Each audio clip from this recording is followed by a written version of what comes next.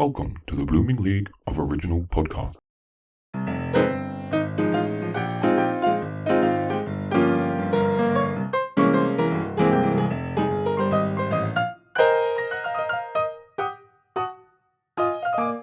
Hello and welcome to Talk Musicals to Me, a fun theatre podcast about musicals and their impact on people. My name is Caroline and I'm here to quiz some of the leading creatives in the entertainment industry about their relationship with musical theatre and how certain musicals may have influenced their lives in ways you may not even expect. From how they first encountered a musical to musicals they may never even have seen, let's dive in and introduce today's guest to open up and talk musicals to me.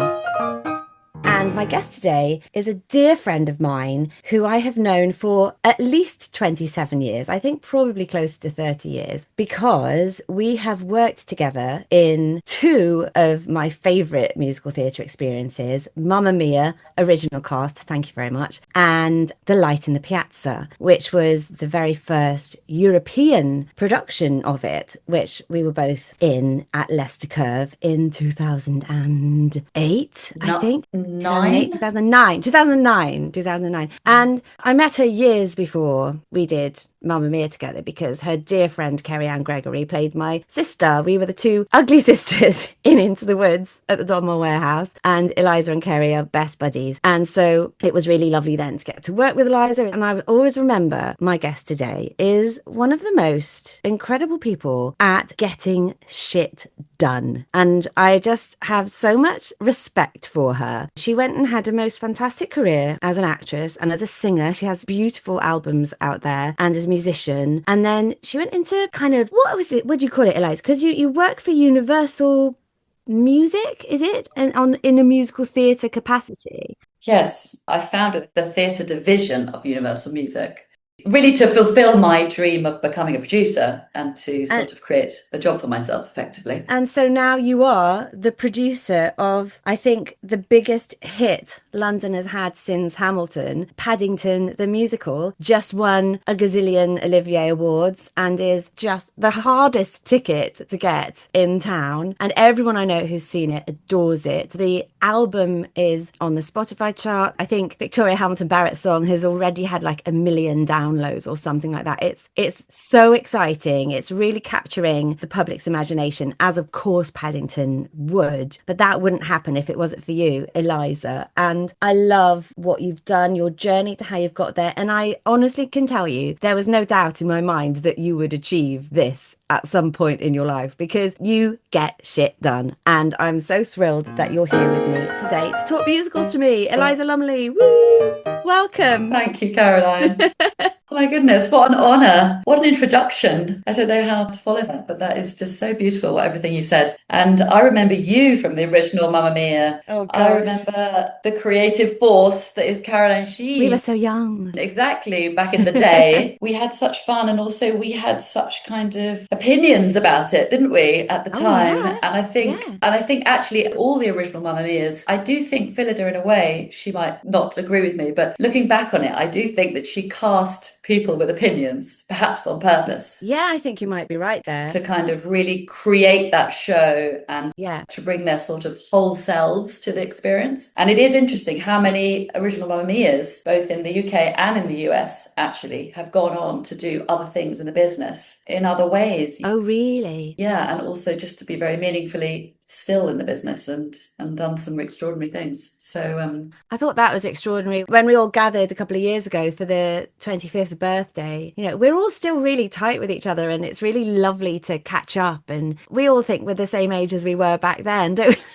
we? We haven't changed a bit, honestly. It was one of the most moving experiences probably of my life, actually, that 25-year reunion, because I actually took my daughter, my 8-year-old daughter, to the show for the first time that night. And it was funny because she thought it was the best thing ever. Obviously, she'd never seen Mamma Mia. She'd seen the film, but she'd never seen the show. She absolutely adored it. But then the thing that she kept saying to me afterwards was, "Mom, you kept screaming every time you saw someone."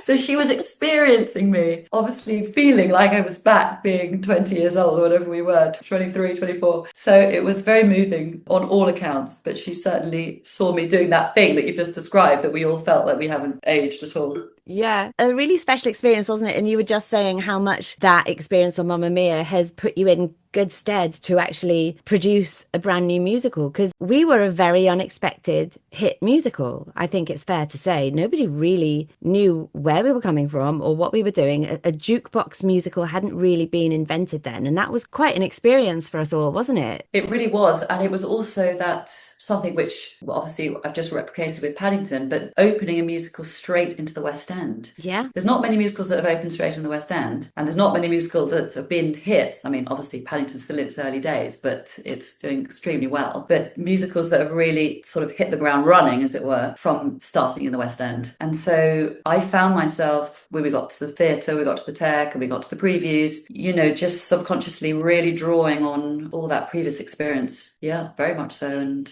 how that whole thing came about. I always say to people how astonishing it was how much of Mamma Mia was created in our previews, because Phillida Lloyd, our fantastic director, our calm and quiet, brilliant Phillida. The wisdom of Phillida, yes. Yeah, she's so wise, and she listened to the audience every night and changed the show accordingly and created what it is today. I really remember that one preview day she came in and went, we have to invite the audience to laugh with us now. And just changing the tone of our performances really changed the impact of the show. Oh, she made a huge pivot. But what was brilliant, that the story could really take that. It had such strong bones. It was robust enough to really kind of switch that tone, as you say, really respond to the audience. I mean, it was a massive change. Yeah. Even the actors, she wanted to know all our friends' thoughts. What did our agent think? What did our mum think? You know, she was very, very forensic, wasn't she, in her kind of audience surveying during those previews, which I also took through to the Paddington experience. I mean, I was desperate to hear during that preview period from everybody what they were thinking and to really try and take on board the feedback. Yeah, which I think is unusual, because I think quite often in theatre and in theatre making, the actors especially are the last people to be asked their opinion. I think actually the actors are quite often the ones who have had the most experience and can tell you whether they think this song works or if it doesn't, because they know what they've done in another show, or they know what worked in a different show they've been in. And I think quite often that's really neglected. Well, they could just feel it. Yeah, they just feel it as they perform it. They can feel if something's too long or not quite landing or isn't funny enough. Absolutely. Oh, yes. I think actors have a wonderful instinct. That is the task in hand. I mean, when you're developing a show, the producer is the audience for all those years of development that it takes. That is our role, ultimately. And then there comes that transition when you're actually handing over the piece to the real audience. And then you have to listen to them, especially in that preview period. I mean, that is gold dust, that time. Yeah, absolutely. Absolutely. I'm about to go into it myself, so let's see how that goes. Yes, good luck. Oh dear, it's nerve-wracking time. It's really exciting, but nerve-wracking. Let's jump in with my questions, Eliza. I really can't wait. What I'm finding with this podcast is that, especially when I'm interviewing people I know, I end up getting to know you so much better, because this sort of one-on-one interview isn't something people do in real life. So I'm excited to hear what your story is. So question one is, which is the first musical you ever saw? Well, I tell you what, the first musical, I think I was in a musical before I saw one, actually. Oh, interesting. Yeah. Okay, let's switch them round then. Yeah. Oh, is that a next question? Yes. So the first musical I was ever in was Bugsy Malone. Oh, that's a good start. In my junior school when I was 12. Well, actually, the first musical I was ever in was when I was about 6, and it was The Nativity, a classic story of Jesus' birth. And I played Mary. Oh, of course you did. Of course. And I always think when you get cast as Mary when you're 6, yeah, you're kind of on the road. I mean, I think a lot of actors who now have careers have been Mary in The Nativity. Probably, yes. So I was cast as Mary. I didn't really know what that meant, but I did know that I got a solo. So I was very happy about that. Do you remember what it was? I do. I think it was called Please Enter Gentle Shepherds or something like that. I was singing to the shepherds coming into the stable. So that was really the very first musical I was in. And I'm sure it was written by some fabulous teacher who I don't know where they are now. And then actually, now I'm recalling all this. Then the second musical that I was in was actually written by Antony Drewe. Oh. It was before Antony Drewe really became Antony Drewe. It was one of the first musicals he ever wrote. We were neighbours of Antony Drewe. Yes. He was very young at the time, must have been a teenager at the time, I want to say. And he'd written this musical. And my mum, who was this crazy she was an artist and she loved everything to do with the arts and culture. And she was always inviting everyone to our house. And our house became this sort of social hub of parties and all sorts of fun things. And we had loads of animals and, it was kind of like a crazy thing in the countryside. And she decided she would put on, maybe this is where I get my producing from. This is so funny. I've never thought about it till this moment. She put on a kind of, everyone coming round for dinner and let's just put on this musical that our neighbour has written. And she did. In our living room, we had about a week's rehearsals. I don't know who directed it. I forget all these details. But we did put on a musical of Antony Drewe's. I can't remember the name of it. I wonder if he mentioned that. He was one of our guests. I want to say like maybe episode 16 or 17. And did he mention it? He did talk about writing before he went to university. And I wonder if that's the one he was talking about. I'll have to go back and listen to it. Yes. Fabulous. And I can hear one of the songs in my head, but I can't actually remember the name of it. But anyway, many years later, when I met him, after he'd obviously had such success. Well, no, it was when I was in Mary Poppins. So then I was in Mary Poppins as Mrs. Banks. And of course, met Antony Drewe and George Stiles. And it was, I think, at the opening party of the first performance that I did. And he reminded me that my mum had put on his first musical in our living room. That's fantastic. I think I had a small part, and I think I was 9 years old in that musical. Oh, Eliza, that's fantastic. Oh, that's so funny. In your front room? In the front room. Just so happens to have been written by this massive West End composer now. Writer, lyricist. In Kent, near Maidstone in Kent. Oh, yeah. But really the sort of crowning moment, as it were, when I sort of really thought, this is beyond anything that I've ever experienced and is just so amazing, is when I played Blousey Brown in Bugsy Malone. And actually our headmaster was a drama teacher. So the drama was a very serious thing at the school, and there was a lot of focus on it. She has some beautiful songs, doesn't she, Blousey Brown? Oh, my goodness. Beautiful songs. Yeah. Oh, yes. Such really a very sophisticated song for a 12-year-old to sing, actually. I don't know whether I sang it well. My God. Yeah. Hard song, actually. Isn't that a fun show? I find it interesting. When I was out in the States, I worked out in America doing Mary Poppins. I noticed that the Americans don't have Bugsy Malone as one of their kids' shows. It's a British thing, which is strange to me because Jodie Foster's in it, Scott Bio's in it, but it didn't really go across the Atlantic, strangely. And that's weird because also a lot of Alan Parker's films have. Yeah, that's weird. Yeah, it's really interesting. Oh, it's fabulous songs, and so fun having all kids playing grown up. Obviously perfect for schools. Yeah, playing gangsters. Yeah, I remember how fun that was. Absolutely. Oh, fantastic. And you got to be Blousey Brown, and that bug properly bit you then. Exactly. Heartbroken Blousey Brown. And yet at this point, you don't think you'd ever seen a musical. You were just in them. I was in them. I just went straight in. Straight into the deep end. Yeah, exactly. Much more fun to do rather than watch. I must have done. I must have seen things. I mean, I remember quite early on. I remember seeing Les Mis quite early on. And then obviously many, many times later as well. I'm just thinking it was just so incredible. I feel like that's very much an important show for definitely our generation. I don't know if it was because of the newness of it. It was one of the shows that propelled me into the business. One of the scores that I loved, one of the musicals that I had to go and see in London. If I was in London on a little trip up with my mum and dad, I was like, please, can we try and get tickets for Les Mis? I feel like it's maybe our generation's Hamilton. Totally. Oh, for sure. I mean, I must have been probably a teenager when I first saw it, but it was because it's serious. At that age, you sort of maybe musicals felt a little bit grown up. Yeah, just not cool or something. I don't know, when one is a teenager, but it was very grown up. Yeah, very amazing tunes, as you say, and just very profound. That was a real draw at the time. Oh, fabulous. I think the earliest I saw it, I think I was about 14, I think, and I saw it from up in the gods, really high at the Palace. Oh yes, I think I always saw it from up in the gods. Yes. And I remember my mum clinging onto the chair when the revolve went because she thought she was getting vertigo and the whole world was spinning because we were up so high. Well, you're up so high, you're getting vertigo just walking up there. I mean, it is so high. It was a struggle for her anyway. And then when the revolve went, she was off.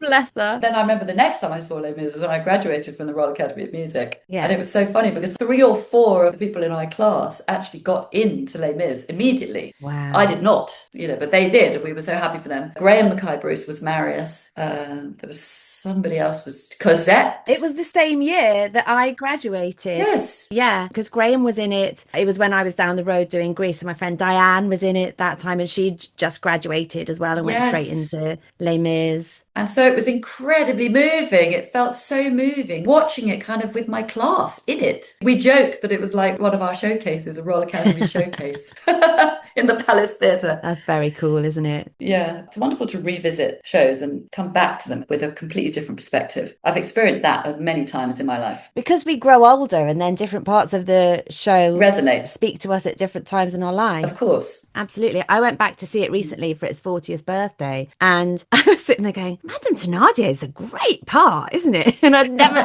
looked twice at Madame Thénardier before, I've always known it's been a fun role, but now I'm that right age. I'm just like, oh, great part, isn't it? That's so funny. Watching Mamma Mia again, as we did just now, whenever it was, last year, 2 years ago, I suddenly would had this really weird epiphany that it was all about the older women. Yes. I mean, of course it's all about the older women. Didn't cross our minds though, did it, back then? Well, obviously I would have said it was, but it could have obviously really wasn't. Of course it was about Ali and Lisa, the 2 bridesmaids. Of course it was. And Sophie. About these 2 girls that rock up on an island. Literally. And then planning their wedding for their friend. No, and I watched it obviously with my daughter, and I watched it as a mum. And I was like, oh wow, this is really profound about being a mum. And I didn't know about any of that back in the day. Yeah, it really is, isn't it? No. We didn't know. Who knew? It would still speak to us 27 years later. It's a great starter show as well. I remember meeting some friends on a holiday, and they're like, oh, I've never been to the theatre. And I was like, right, come down to London. I'll take you to see Mamma Mia, because it's just a belter of a show. And I think they know the ABBA songs. But this was before the movie, though. So I think people have all seen the movie now. It's it's everywhere, isn't it? It's omnipresent. Oh, yeah. Yeah. And now with ABBA Voyage. I mean, I couldn't believe ABBA Voyage when I saw it. I found it I cried all the way through. Really? I haven't seen that yet. Oh, Caroline. I've got to go, haven't I? I've got to see it immediately. It is so emotional. Really? Obviously, it's doubly emotional for us because we have that connection with the music. Yeah. But that sort of extra connection with the music, as it were. But, the whole technology of it makes you feel... I've described it to people as you feel like you're in the past and the future all at the same time. And it's weirdly emotional because of it. Oh, cool. Honestly, go immediately. I have nothing to do with ABBA Voyage, by the way. I'm not promoting You're it. not producing on that. No, I wish I was. So, Ms. Lumley, is there a musical out there that you have seen more than any other musical? Are you a repeat attender of musical, a super fan of anything? Do you know, so I'm going to say, I'll answer that firstly by saying I don't usually go again and again. I'm not one of those people. But to the odd thing, of course, I have. And I tell you what I have seen 4 times, and I would see again tonight if it was on. And Juliet. I absolutely loved And Juliet. Great show. Yeah, I tell you why I loved it. I'm all about pop music. I am made of pop. And as much as I am theatre, I am pop music. And that is why when I got into producing, my greatest dream was to combine those 2 passions. The music that I listened to, maybe it was from my Mamma Mia beginning actually, the music that I listened to with the storytelling, the stories that I really wanted to tell. So to experience Anne Juliet, to experience Max Martin, who is the Shakespeare of pop music, which is why they set it about Shakespeare, ultimately, I think. All those 90s hits, to hear those tunes that were absolute, just totally part of the fabric of my life as a young person, to then experience them, later on, as it were, in a show that was really well crafted, really funny, really kind of knowing in all the best kind of ways. Oh, it's just so joyful. And I was invited to Manchester. I saw it in Manchester when it opened, and then I saw it in London, and then I do remember, bringing other people to it, and I probably saw it 4 times in the end. And actually, it was seeing that show and falling in love with that show that led me to be really drawn to choosing Luke Shepherd to direct Paddington, because he's such an incredible director. He has such a handle on the art form. He absolutely knows what show he wants to make, and he, with great bravery and great vision, really drives that home and is so bold with his choices and bold with his execution. And I saw that in Anne Juliet. I saw that in other shows that he'd done. And that's why ultimately. Did you see Adrian Mole? Yes. Oh my goodness. So good. So funny. Ah, that's a hilarious show. Yeah. And he was like so young directing that and did such a fantastic job with Jake and Pippa, Pippa's been on the podcast already. Such a fun, frolicky show. He brought that sense of humor, I think, to And Juliet. And I think similarly to Mamma Mia, in that you don't really know what songs are coming next. And then when the songs come in, you're like, oh my God, I love this one. Delightful. Delightful. Its tone, its lightness of touch, it's actually addressing some quite important topics as well, like very current topics. Yes. But without being too preachy. I actually saw it on tour last year and thought it was even better on tour than it was in the West End. I loved it. The cast were fantastic. I don't know if they'd maybe tinkered with it for Broadway, so maybe it was a slightly tighter book. I don't know. Yes, they did make changes before Broadway. And I loved it in London as well, but I was super impressed with it, and I took my daughter and she loved it. Well, look, the fact it's still running on Broadway. It's really the only British success that's been going there for the last few years that has had staying power over there. It's had a really successful American tour. It's just, it's really delivered. The book writer is amazing. David West Reed, who wrote Schitt's Creek, is a fantastic writer. Oh, wow. And so anyway, so proud of Luke. I mean, Luke's really something. And he also stepped into a very different world with Paddington from what he'd done before. Yeah. And he embraced that so well. And he also has a side to him that can be so emotional and heart on sleeve and, really, really beautiful. So I'm very proud of him. It's really interesting what you say about the pop world as well, because that's what, like with Paddington, your composer is one of the writers of some of the best pop tunes this side of the millennium, I think. And he's done an absolutely superb job with Paddington. Tom Fletcher is a genius. I mean, he really is. And it was always my desire to find a pop composer. When I started at Universal, that was to make shows around existing catalogue, but also to find those pop writers who could write an original score, because they're a rare breed. That skill of melody writing that you need in theatre, that I feel you need in theatre, because ultimately it's a one-time only listening experience. To your point about repeat going, obviously people don't usually go more than once to a show, but then a pop writer who can bring that kind of prowess with melody into the storytelling and into the function of songs in a musical, which is very different to the function of a pop song and the lyrics of a pop song. It's a rare breed. And Tom absolutely is that. Yes, I think it's exciting. There's going to be more from him, isn't there, I think, in a musical world as well as the pop world, I imagine. Tell me quickly how Paddington came about. Is it a Universal project? No, it was my idea. So when I joined and I had this idea to produce at Universal Music, at the time they were sister company with Studio Canal. Ah, right, okay. And I sort of had a lot of lists in front of me, basically, of, all the films, all the catalogues, all the writers, and immediately thought, that's what I want to do. And Paddington the Musical. Can't believe it hasn't been done. Yeah, I mean, I just said, that's it. And it was interesting because it was still a process of persuasion in terms of, I think to make that leap, I could see it immediately. The tone and the world that one is in, obviously with sort of magical realism, as it were, having a protagonist who is a bear, for me was quite an obvious transition into a musical. But it wasn't obvious to everyone, but I think I sort of was, annoying enough to make sure that we actually made it happen. So I think the fact that you've got that world, and then most importantly, because for me it's always like, well, why do you want to tell the story? And I think what you have with Paddington is you have the most wonderful ability to make a funny, joyful, heartfelt show about a bear trying to find a home. But ultimately, it's so much more profound than that. There's a huge themes in Paddington about kindness and welcoming and opening one's heart and, welcoming a stranger, belonging. I mean, really, really profound, important themes. And for me, there was an opportunity to make a show that really had that weight. But of course, with none of that weight on show, you have to be political with a small p, you have to be just very light of touch. We really kind of threaded that needle to make sure that we were doing, first and foremost, just a really beautiful, fun musical. Then, of course, if you want to read more into it, you can. Yeah, I can't wait. I will see it one day. Mike's on the case to get tickets. You must. What was I going to say? My next question. Which musical has made you laugh the most and which has made you cry the most? Okay, I know the cry one, Fun Home. Ooh, yeah, a few people have said Fun Home. Oh my gosh. New York or London? New York. I loved it in London too. But the first time I saw it in New York, I started crying probably about 20 minutes in, and I don't think I stopped crying until the end. Wow. I don't know what it was about it. I don't know whether it was something, I mean, a lot of it was perhaps my own sort of reaction to the mother character, maybe something to do with my mother's life, which was not the same at all, but there was just something about the way that story was told that particularly resonated.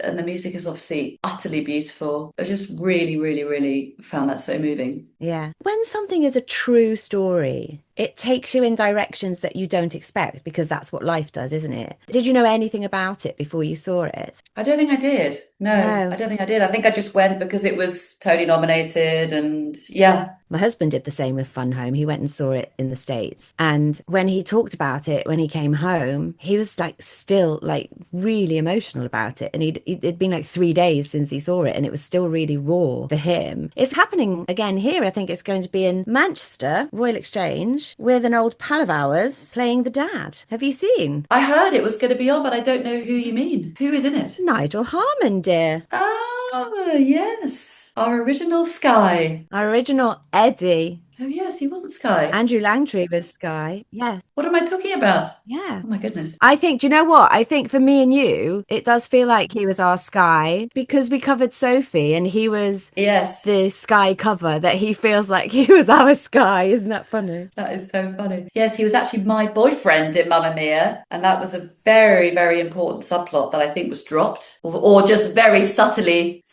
hinted at. It was. We had all these backstories for all our characters. Exactly. Eddie and Ali. Suddenly he's flirting with Tanya, and yeah, Eddie and Ali, love's young dream. We've got to talk to Catherine about that. She has to reinsert the love story between Eddie and Ali.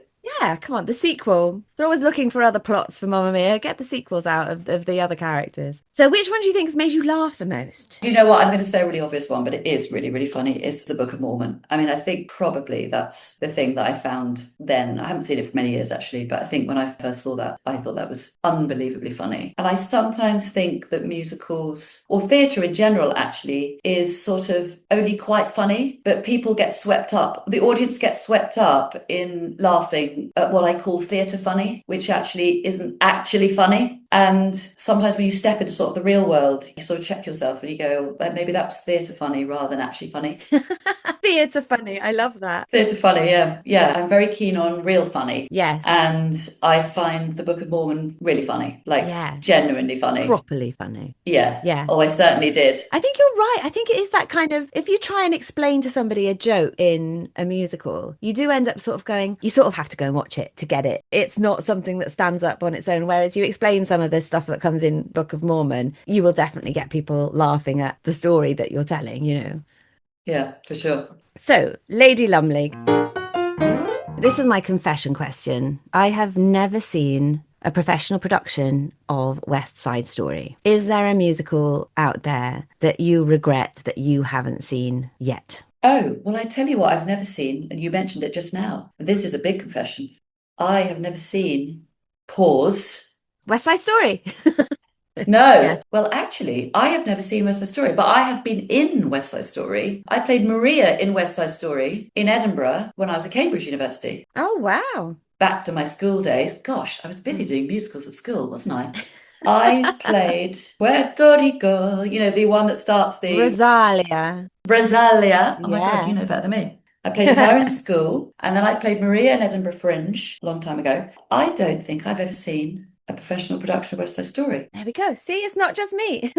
But I hear there might be one coming. On the cards, really? There we go. I can put this right, and then I'll have to dump the question then. But so what was the answer you were going to say? But the one I was going to say was I've actually never seen The Producers. Ah, interesting. I need to go and see it. I haven't seen this version of it in London. Yes, I must see this version because I hear it's absolutely brilliant. Yeah, I think it's doing really well. And I love their clip at the Olivier's. The song they did, Mark Antony is brilliant. Yeah, he's fantastic. Let's go to that together. We will right this wrong.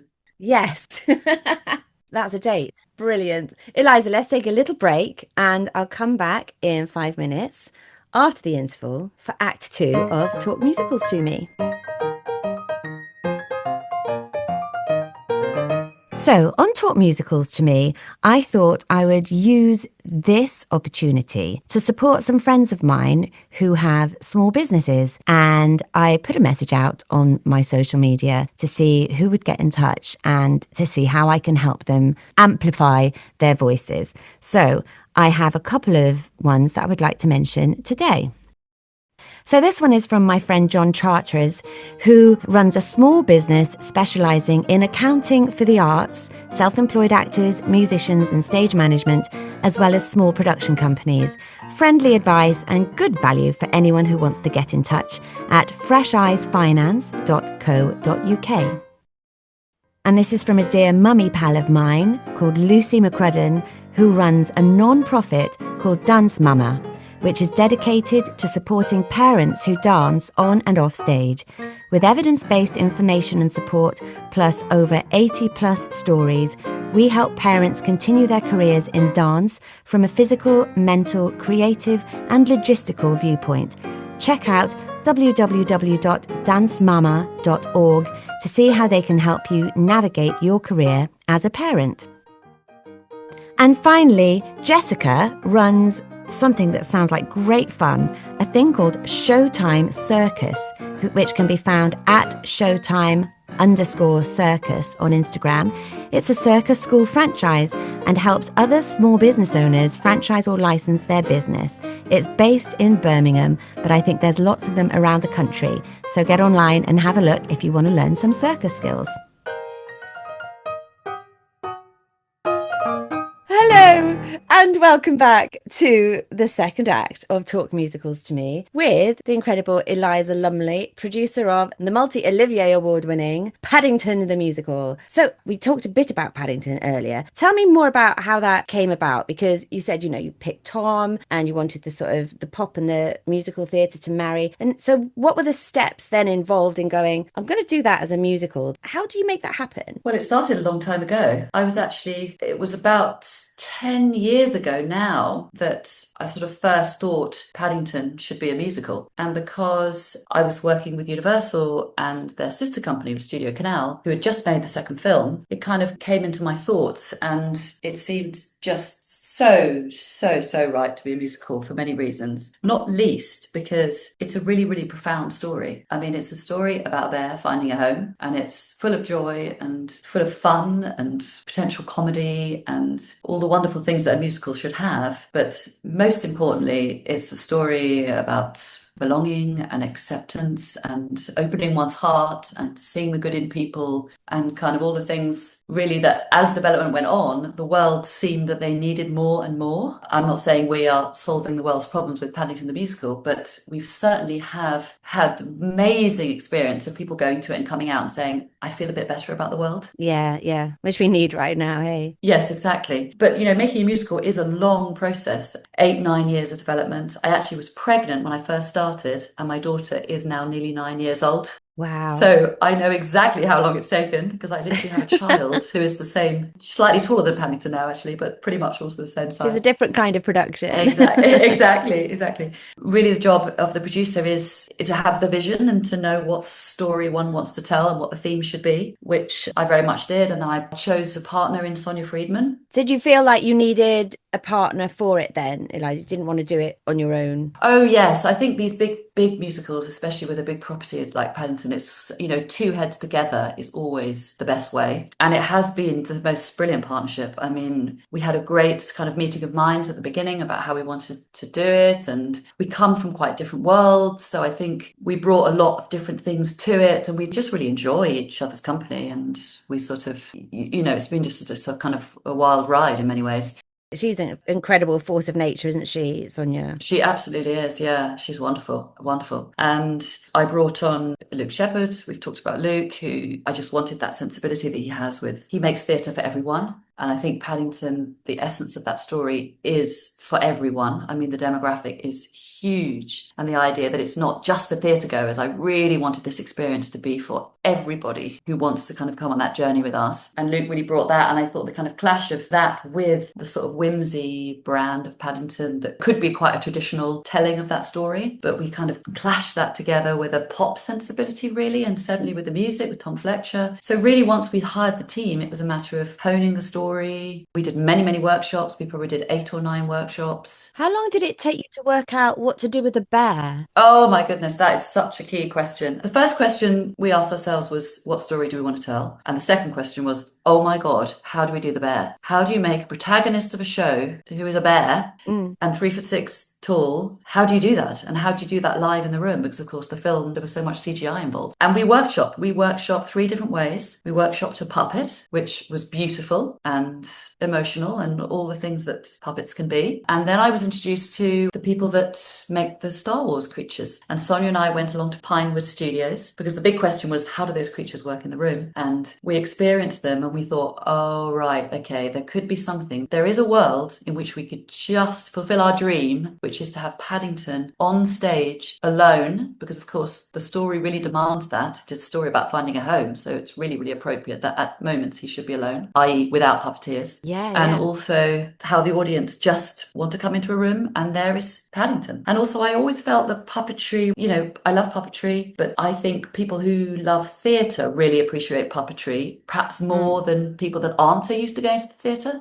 And it was such a desire of ours to bring in everybody to the show. And so we really wanted to pursue that and to see whether we can make it work. It was very complicated. It took probably about 5 or 6 years of development to get it as successful as it is now. I remember seeing some of the first footage that came out on Instagram from it, of the bear, and the reactions from the audience that I think it was on the Instagram and probably TikTok and all that kind of thing. Maybe it was a photo that came out first, and I just looked at the photograph and cried, and that's just ridiculous. It's a fluffy bear, and I just looked at it and just burst into tears because it's so sweet. So many people had that reaction. It was crazy. I mean, we didn't know. I mean, ultimately, we weren't sure how to reveal the bear. We went back and forth with, should we show a photo early on when we announce, blah, blah, blah. Oh, no, you did it perfectly. But it was our instinct really to hold it back and to hold it back for as long as possible. And then this really weird thing happened that the media suddenly became really interested in how we were going to do the bear. There was a Telegraph article about it, like a double spread saying, you know, is it going to be a puppet? Is it going to be a real bear? I mean, it was hilarious. So Sonia and I thought, oh, let's just go for this now. Let's just really lean in and then just release a tiny bit of footage and 2 photos of the bear in the interval of the first preview. So even when people came into the first preview, we didn't give them programs to start with because we didn't want anyone to see the performers and therefore kind of come to the conclusion of how we were going to do it. And we released the photos of Paddington and it pretty much broke the internet. I mean, it was an absolute viral moment and the awareness of the show really went beyond theatre. I mean, like I say, I haven't seen the show, but I saw Tom and Paddington singing Strictly. Oh, yes, that was a big moment for us. Something about the bear coming on and just singing his little heart out. And just seeing this cuddly bear belting, I was like crying and laughing at the same time because it just does something to you. I don't know what it is. I can't explain it in words, but I just think it's hilarious and brilliant all at the same time. The cuteness overload and the showbiz overload made me kind of backfire a bit. I tell you, I don't know what it is about Paddington, but grown men cry when they see Paddington on stage. It's weird. So I'll take that as a win. I almost feel like it would be like seeing my pet dog suddenly burst into song.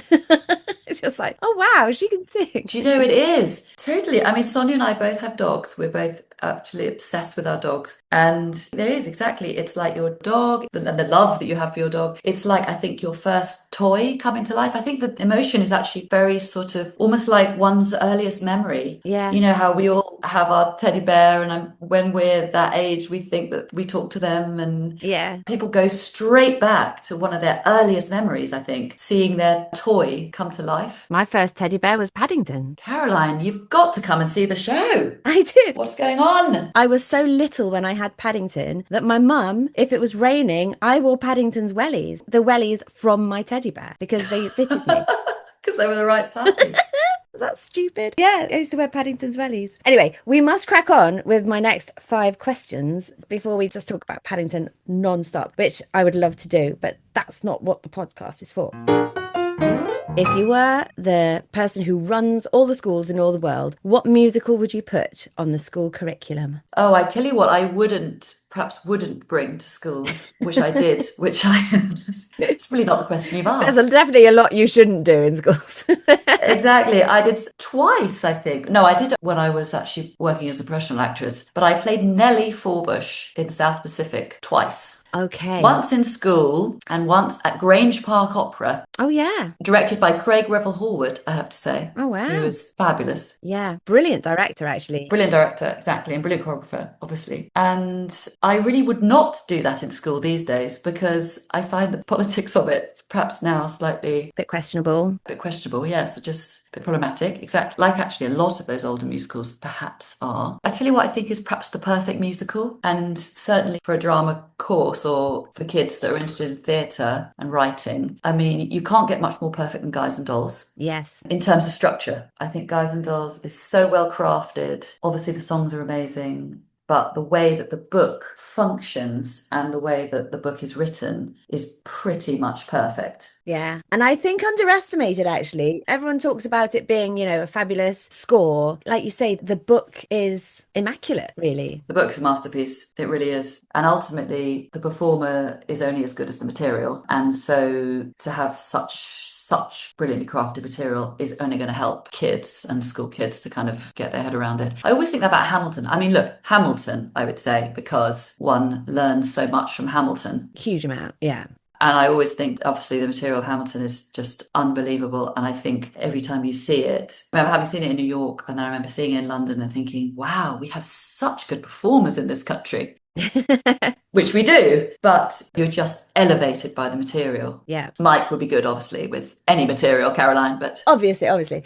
There are some musicals out there that are so good. I'm not saying this in Hamilton's case at all, but I would say, I think My Fair Lady is kind of a foolproof piece. And I think Guys and Dolls is the same. You can put people on who are in the show who are inexperienced and who maybe aren't as skilled as other performers, but that piece will still stand up and the audience will still have a fantastic time. I think if the book is strong enough and if the music is strong enough and if the story is strong enough, then it will hold water no matter what performers you have in it. Exactly. Does that sound really, patronizing? I don't mean it to be patronizing. I mean it to sort of show you that some musicals, just put them on because they're really good.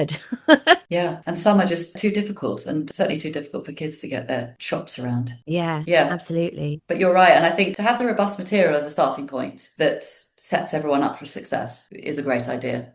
Yeah, absolutely. So my next question is there a musical out there, now you're like a huge producer, that you would like to revive that maybe hasn't been seen for a while? Do you know, as a producer, I'm not very interested in reviving musicals. Right, yeah. I'm not answering these questions directly, am I? No, I love it. I'm only really interested in making new musicals. I just find that's what really gives me goosebumps. We need them. There are many producers, brilliant producers and brilliant directors who want to do something new with an existing piece. And I love that when I go and see it. I love to see something that's completely reimagined. I mean, I'm so excited about this Sunday in the Park with George that's coming. And I mean, when you see a Sondheim Into the Woods that was just now at the Bridge, I thought was just spectacular. But I can't really imagine doing that myself. No, I like to create something from the beginning. I mean, God help me, it's so hard. But I mean, and it takes 9 years of your life.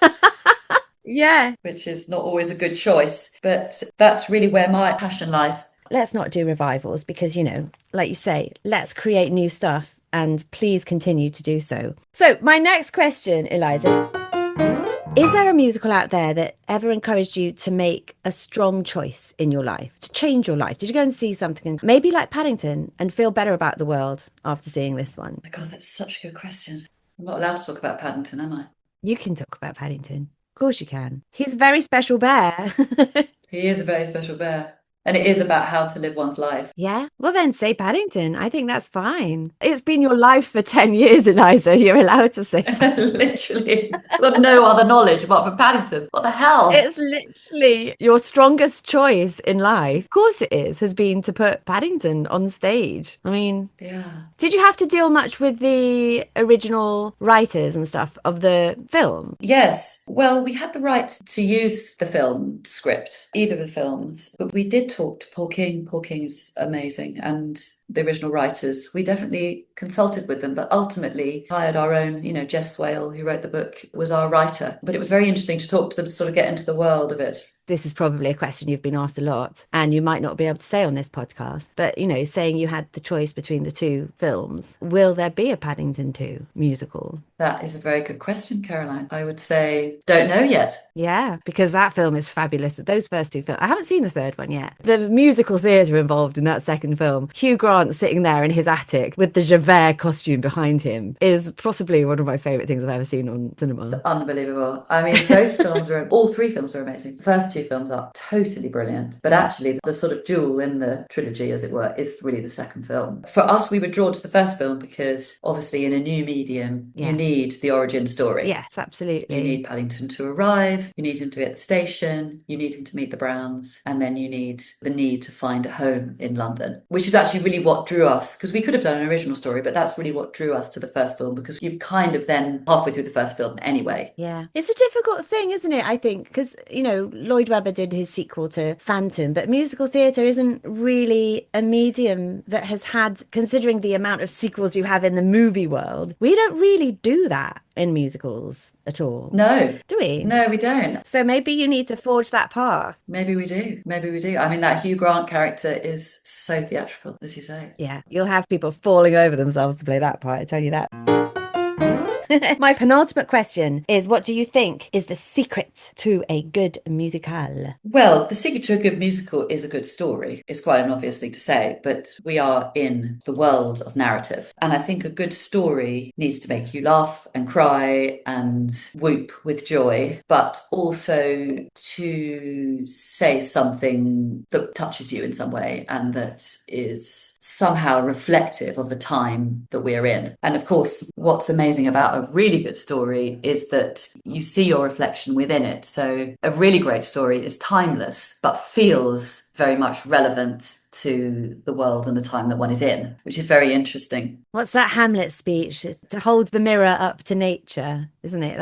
Is that the Hamlet speech? Yes. Yeah. So to see yourself. A really good musical does that. I think there's a famous anecdote about Fiddler on the Roof. When Fiddler on the Roof first went to Japan. Oh, yes. You're about to tell me the same story as someone told me yesterday on the podcast. And I'd never heard it before, but I love it. Oh, no, I won't repeat it. No, you must. Well, I believe it was that a Japanese dignitary or, somebody who was there approached the writers and said, how amazing that you've written a musical about the Japanese experience. Yeah.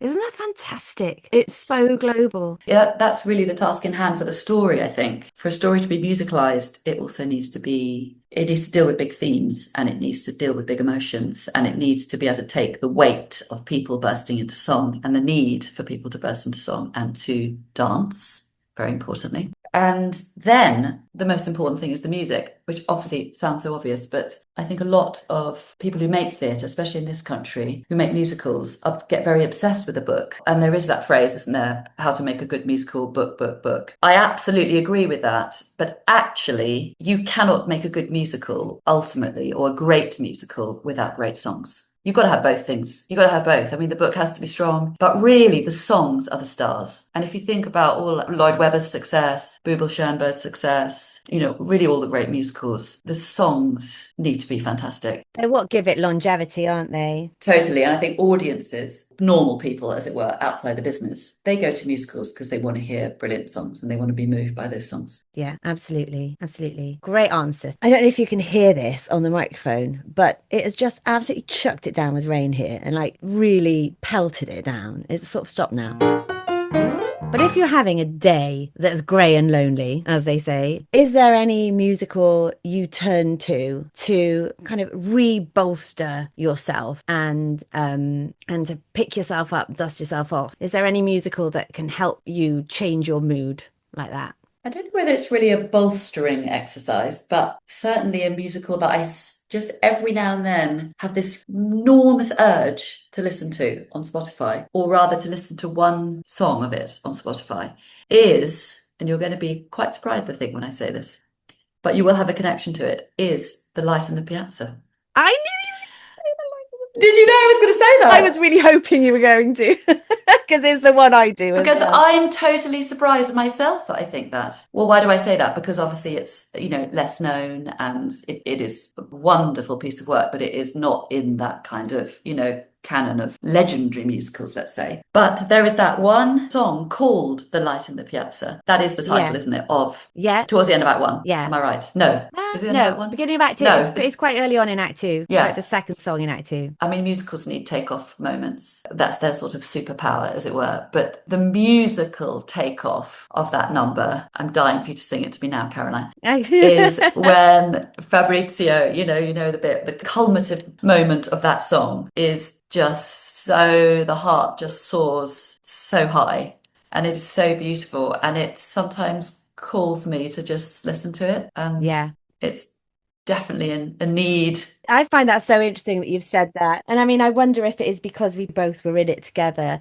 and we've had that experience of working on that score, but that's the one I turn to. And honestly, I feel like my head relaxes when I hear that music. And Adam Gettle was one of our first interviewees on here, and I feel like we had such a great experience on that show, and I used to love standing there and listening to you sing at me. And that's a really difficult song because you played, is it Francesca? Is that the character's name? Yes. Yeah. And, I'm this young innocent one and you're this sort of torrid Italian woman, and it was so fabulous. And I just used to stand there and watch you sort of... That's a fiendish song. Yeah. Really difficult. But yeah, that is one of the most special shows I've ever been involved with. And I loved every second of it. And so I think that's a lot of why I put it on, to just remind myself that happened and how lucky I was, It's amazing. It's amazing music. It's funny, the other day, after I'd seen Into the Woods, I did put on some of the Baker's Wife stuff. I mean, the Takes Two and A Moment in the Woods. I had that in my head so much after seeing it again. Yeah. And I did then put that on. I appreciate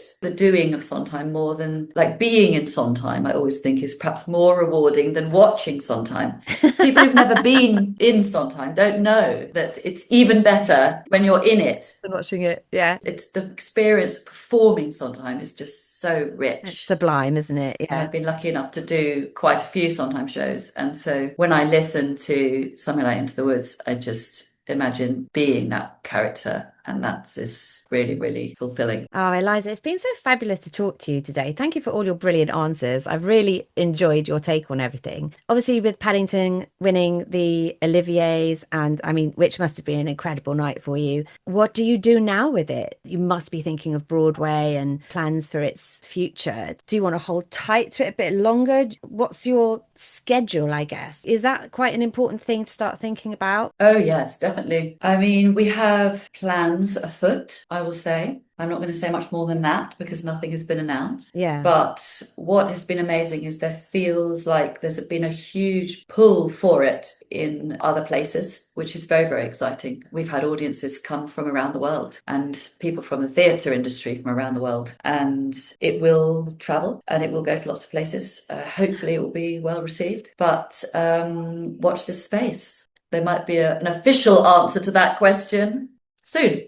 Great. Thank you very much, Eliza. I like getting these little tidbits. Brilliant. Thank you so much for joining us today, Eliza. I know you have to head off and carry on being a big shot producer now, which I think is just so brilliant. Thank you, darling. Thank you, Caroline. What a pleasure. Thank you.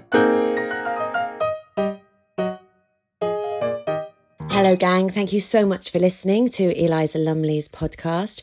I just wanted to fill you in on a couple of tidbits of information that have come to light since the recording of that interview.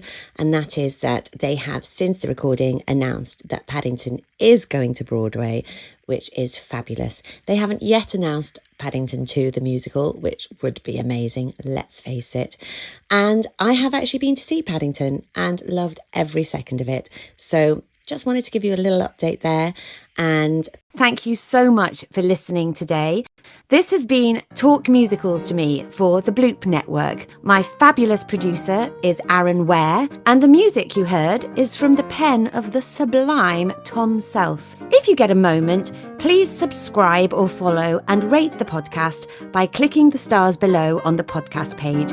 It takes about 2 seconds to do, and it will really help the podcast and its future life and would make us massively, eternally, enormously grateful. In the meantime, another huge thanks for tuning in, and please do so again next time to see who will be next up to talk musicals to me.